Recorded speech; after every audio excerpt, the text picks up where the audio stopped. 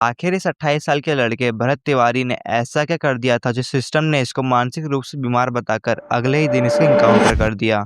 हमारे देश में अगर कोई आम नागरिक सिस्टम के खिलाफ आवाज उठाता है तो उसकी फाइल दबा दी जाती है या तो उसको हमेशा के लिए चुप करवा दी जाता है। और ऐसा ही कुछ हुआ भरत तिवारी के साथ, और सच सुन के आपके भी होश उड़ जाएंगे। भरत तिवारी बिहार के भोजपुर बिलोटी गांव का रहने वाला था। भरत के पिता काशीनाथ तिवारी एक रिटायर्ड पुलिस कांस्टेबल हैं। अपने पिता को खाकी वर्दी में देखते हुए भरत का भी सपना था कि वो सरकारी नौकरी पाए। उसने बीटेक ग्रेजुएट करने के बाद कई सारे कॉम्पिटिटिव एग्जाम दिए, लेकिन जब किसी में भी बात नहीं बनी तो वो आम नागरिक के लिए आवाज उठाने लगा। इस पूरे मामले को अच्छे से समझने के लिए चलते हैं एक साल पीछे 2025 में, जब बिहार के भोजपुर जिले में बाढ़ आने के बाद कई सारे लोगों के घर बह जाते हैं। तब सरकार उन लोगों को घर देने का वादा करती है, लेकिन कई महीने बीत जाने के बाद जब कोई काम नहीं होता तब सामने आता है भरत तिवारी। वो बार बार सोशल मीडिया के जरिए सरकार से मदद मांगता है।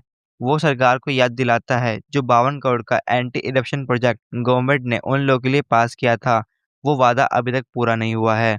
लेकिन भरत के बार बार कंप्लेंट और कोशिश के बाद सरकार उनको बिलोटी गांव के बाहर जमीनों पर बसा देती है और उन लोगों को दोबारा घर बनाने के लिए 40-40 हजार रुपए दे देती है। लेकिन जो जमीनें सरकार ने उन लोगों को अलॉट करी थी उनका लेवल बहुत ही नीचे था। थोड़ी सी बारिश से वहां पानी बढ़ जाता था। भरत था। हम लोग जहाँ खड़े हैं ये गड्ढा स्थान है और यहाँ कहीं ना कुछ लोग यहाँ पे मिला है। 30 30 से 40 लोगों का गड्ढा में, ये हम लोग जहाँ देखिए गड्ढे में ही है। थोड़ा आप देख सकते हैं, पानी लगा गड्ढा ही, बारिश हुआ है कल, पानी लग गया है एक दिन के बारिश में, और बाढ़ आएगा तो लमसम यहाँ हम लोग ये इतना हम लोग डूब जाएंगे। भरत फिर से सरकार को इस चीज के बारे में बताने की कोशिश करता है, लेकिन भरत की बहुत कोशिशों के बाद जब सरकार कुछ नहीं करती तो भरत का सब्र का बांध टूटने लगता है। भरत फेसबुक पर लाइव आके जिले के एसडीएम और कुछ अधिकारियों को गाली देने लगता है। भरत का मानना था कि जिले के एसडीएम और कुछ अधिकारी जिले में कोई काम नहीं होने देते और गरीबों का मुआवजा खुद खा लेते हैं।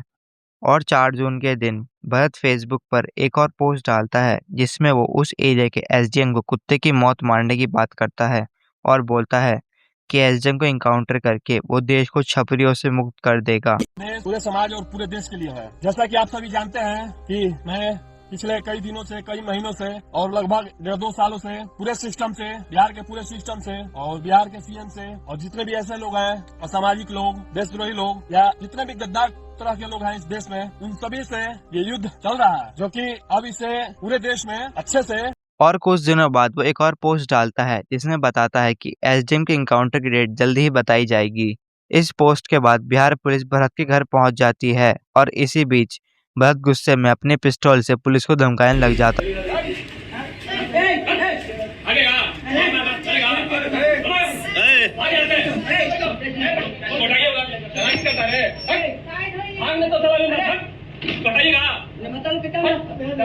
उस दिन तो पुलिस वापस चली जाती है, बट रात होते ही पुलिस भरत के घर वापस आती है।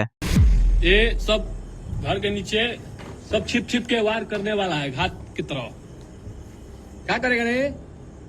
मारो, गोली मारने आया है। अगले ही दिन यानी 17 जून सुबह 6 से 7 बजे भरत फेसबुक पर लाइव आता है और कहता है, पुलिस मुझे पागल साबित करके अपने साथ ले जाने आई है। और वो अपनी तुलना भगत सिंह जी से करता है और कहता है जब वो देश के लिए लड़ रहे थे तब उन्हें भी पागल कहा गया था। आप सब ये देखिए, ये साला बिहार पुलिस जो है ये सब साला पागल साबित करके मुझे ले जाना चाहता है। मतलब कि जब भगत सिंह भी लड़ रहे थे समाज और देश के लिए तो उस समय भी पागल साबित किया गया था। तो देखिए इन लोगों को हम अपना पागलपन दिखाते हैं, कैसे इस सबको दौड़ा दौड़ा कर मारते हैं। उसी दिन सुबह 9 बजे तक और पुलिस फोर्स भरत के घर पहुंच जाती है। बुलेट प्रूफ जैकेट पहने हुए पुलिस पूरे इलाके को घेर लेती है। पुलिस वाले भरत तिवारी से कहते हैं वो सरेंडर कर दे और उसकी सारी मांगे मान ली जाएंगी। ये सुन के भरत सरेंडर करने के लिए राजी हो जाता है और अपनी गन नीचे जमीन पे फेंक देता है। इस और देश के लोगों से मैं कहना चाहता हूं कि अभी इन लोगों के द्वारा बोला गया है कि आपकी सारी मांगे जो समाज और देश के लिए है वो पूरी की जाएगी, और जो भी आपकी मांग है वो आप हमें बताएं, उस चीज को सरकार के ऊपर में जो भी है सीएम उसके पास पहुंचाया जाएगा। तो जब ऐसा बात है कि मांगी पूरी की जाएंगी तो मुझे शस्त्र नीचे इसके बाद पुलिस वाले भरत को खेत में ले जाकर उसका इनकाउंटर कर देते हैं और भरत की वहीं मौत हो जाती है। इस पर बिहार पुलिस का कहना है कि भरत भी उन पर फायरिंग कर रहा था और उन्होंने डिफेंस में गोली चला दी। और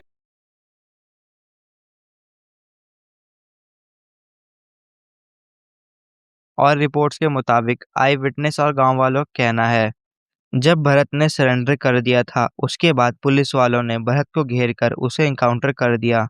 उन लोगों ने 3 गोली की आवाज़ सुनी, लेकिन इसके बाद भी भरत जिंदा था और हंस रहा था। इसके बाद पुलिस वाले उसे खींचकर गाड़ी तक ले गए और तभी फिर से 2 गोली की आवाज़ सुनाई दी। पर अगर भरत सच में मेंटली अनस्टेबल था तो उसे ट्रीटमेंट करवाना चाहिए था।